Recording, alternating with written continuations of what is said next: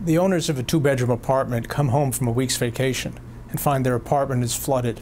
Apparently it came from their upstairs neighbor. They run upstairs and the neighbor says they just came home from a week away and actually the flood was from their, well, toilet. It was just a little seal, and that can happen. They all try to figure out what happens now.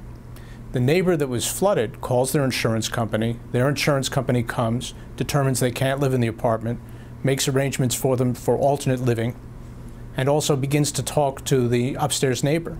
The upstairs neighbor also has insurance, calls their own insurance company, and the two insurance companies talk. At the same time, the building gets involved, of course. Among other things, what's been damaged in the downstairs apartment are not only the exterior walls and the ceiling, the basic fundamental building structure, but also the tenant shareholders' own property, and also installations they had made in the apartment. The point here is that in this situation, there are three insurance companies. There's an insurance company of the person who was flooded, there's an insurance company of the person upstairs, and the building's insurance company. In a situation like this, the professional adjusters can talk, get movement relatively quickly, and ideally make funds available to make everybody whole. Well, that's what insurance is for. However, of course, not all buildings require insurance. That's why the lesson of this little story is to wonder whether boards should look into trying to require that tenant shareholders or the unit owners in condominiums are required to carry insurance.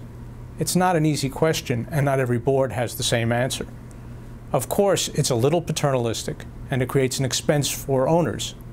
On the other hand, it means that there will be someone there to be responsive, rather than just a tenant shareholder or a unit owner who doesn't have insurance and then wonders what to do. It happens usually that will get professionals involved, and there will be something there. Here's a little extra point.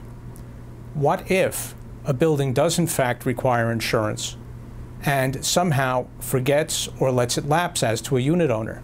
Isn't there somewhere out there, and this is an imaginary horrible, a lawyer who will say the building was supposed to require that the unit owner carried insurance, and because they didn't, they somehow then become liable because the unit owner didn't have insurance? Just an imaginary horrible. But all of this suggests that there's something to be thought about, and buildings should consider these matters, and most boards do. It's just a suggestion.